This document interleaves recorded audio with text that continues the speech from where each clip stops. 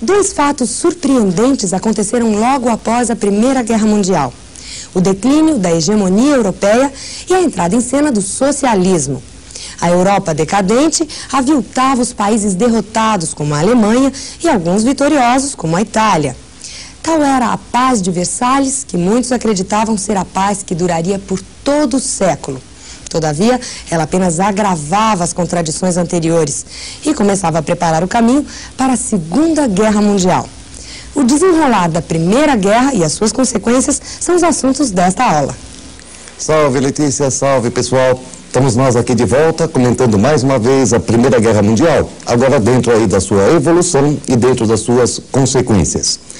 A gente tinha visto, a aula passada com vocês, que a Primeira Guerra Mundial, ela é nada mais, nada menos do que uma redistribuição internacional de mercados, agravada agora com a chamada crise do colonialismo do século XIX, ou seja, aquele colonialismo que havia ocupado a Ásia, que havia ocupado a África, havia chegado indiretamente na América Latina através de capitais, imigração aí de uma série de elementos da Europa, que não tendo mais vagas em trabalhos, etc., começam a correr agora para as Américas, do Norte e do Sul.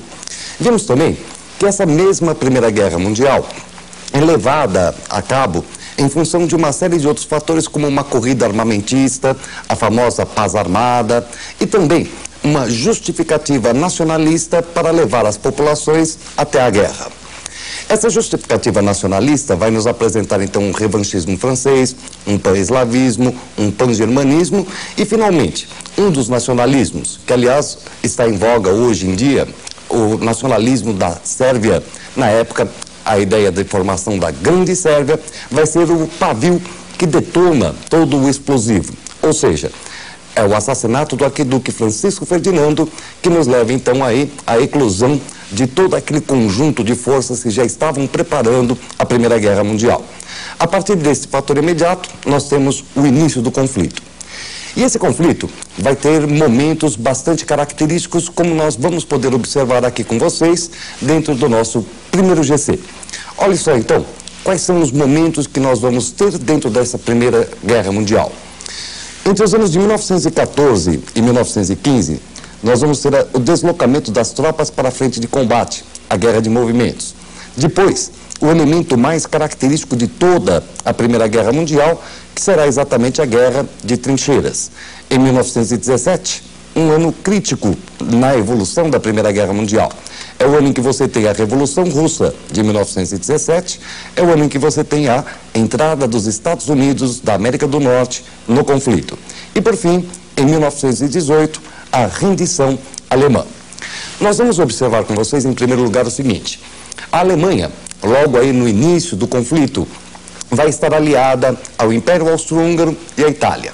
A Itália não entra no começo da guerra e, quando entra, entrará ao lado da Inglaterra e da França, invertendo, portanto, a aliança. Então nós temos a Tríplice Aliança se quebrando logo no início da guerra.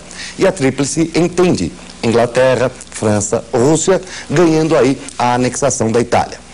Inicialmente, guerra de movimento. As tropas se deslocando aí para a frente de combate. Uma frente oriental contra a Rússia, que não dará muito trabalho à Alemanha. E uma frente ocidental contra, especialmente, França e Inglaterra, num primeiro momento. Nós vamos ter aí a evolução do conflito até a primeira grande batalha do Marne, onde finalmente as tropas alemãs são detidas e começa o momento mais característico da guerra. Aquele momento que nós chamamos com vocês de guerra de trincheiras, como a gente observa aqui com vocês. Guerra de trincheiras essas, que será literalmente a maior característica da Primeira Guerra Mundial e a característica mais sofrida de toda essa guerra. Sofrida por quê? Porque o indivíduo cava aquela trincheira, fica ali sem nenhum tipo de saneamento, fica ali com água pelos seus tornozelos ou até mesmo até as coxas. Um indivíduo que agradece até ratos virem se aninhar nele nas noites frias, porque ali ele poderia tirar um pouco de calor. É mais ou menos como aquela guerra de estilingue que a gente fazia quando era criança. Você põe a testa para fora, é mamonada na testa com certeza. Resultado: você vai ter o aparecimento dos gases tóxicos, o aparecimento da aviação de guerra no mar, a guerra submarina e assim por diante. Uma guerra que, se a gente for comparar com a Segunda Grande Guerra Mundial, matou muito mais gente. A primeira tem um índice de morte muito maior do que a segunda, onde muitas vezes, excetuado aí o fronte soviético, se faziam mais prisioneiros do que efetivamente mortos nos exércitos em conflito. A Guerra de Trincheiras é, portanto, aí a grande marca da Primeira Guerra Mundial. E isso dura praticamente até o ano de 1917. Em 1917, a inversão do conflito se dá, em especial, por causa da Revolução Russa de 17. Ou seja, logo após a Revolução de Outubro-Novembro, Lenin vai retirar a Rússia da guerra através da Paz de Brest-Litovsk. Nesse momento, os alemães então agora dispõem de um reforço na frente ocidental. Reforço esse daquelas tropas que até então estavam lutando contra os russos. Ora, essas tropas vêm para o ocidente e fazem uma segunda grande ofensiva.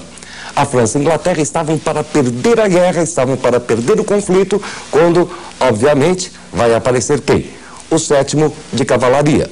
7º de Cavalaria que se dá com a entrada dos Estados Unidos no conflito. Qual a explicação da entrada dos Estados Unidos nessa Primeira Grande Guerra Mundial? A explicação do norte-americano é a seguinte, que a guerra submarina não estava respeitando a ausência, ou seja, a neutralidade dos Estados Unidos nessa guerra. Haviam afundados navios em que haviam passageiros norte-americanos assim por diante. E como você nota, essa é uma justificativa bastante frágil para se lançar um país na guerra. Qual teria sido o efetivo elemento que levou os Estados Unidos a entrar decisivamente nesse conflito? O que leva os norte-americanos a entrar é o fato de que, entre 1914 e 1917, os norte-americanos apenas ganharam dinheiro com o conflito, vendendo armas e mantimentos para a Inglaterra, para a França e também para a Alemanha. Só que para a Alemanha, a venda era feita à vista. Para a França e Inglaterra, era feita a prazo. Resultado, se a Alemanha faz uma segunda grande ofensiva, se a Alemanha ganha a guerra, a dívida de França e Inglaterra acabariam ficando pendentes e, claro, a Alemanha não iria se responsabilizar pelo pagamento disso.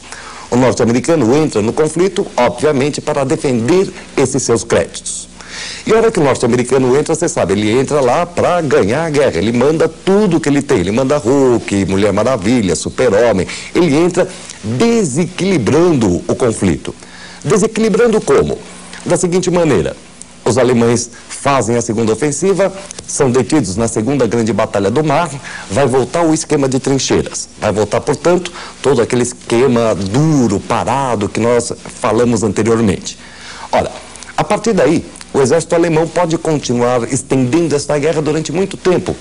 Mas a Alemanha já está na guerra há algum tempo, há alguns anos. Resultado, as reservas humanas alemãs já não são muitas, a indústria alemã não tem como concorrer com a indústria americana, a indústria alemã pode ser bombardeada, a americana não.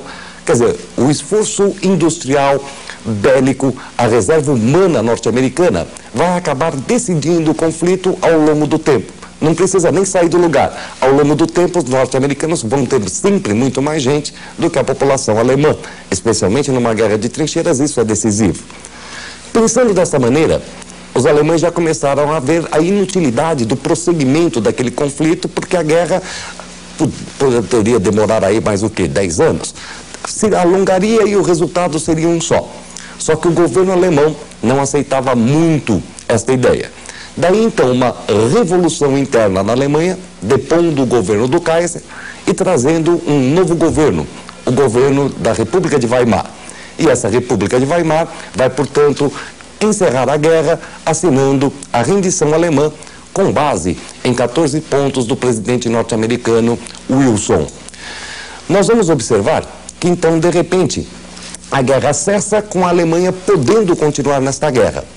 Só que depois que a Alemanha se rendeu, se desmobilizou, a França e a Inglaterra, obviamente agora nações vitoriosas, vão impor aos alemães uma paz humilhante, aquela que nós conhecemos como a Paz de Versalhes. Essa Paz de Versalhes, ela vai ter uma série de elementos simplesmente ditatoriais com relação à Alemanha. Por exemplo, a Alemanha é considerada culpada pela Primeira Guerra Mundial, tem que pagar a dívida da França e da Inglaterra. Existem cláusulas territoriais. A Alemanha tem que devolver a Alsácia-Lorena para a França.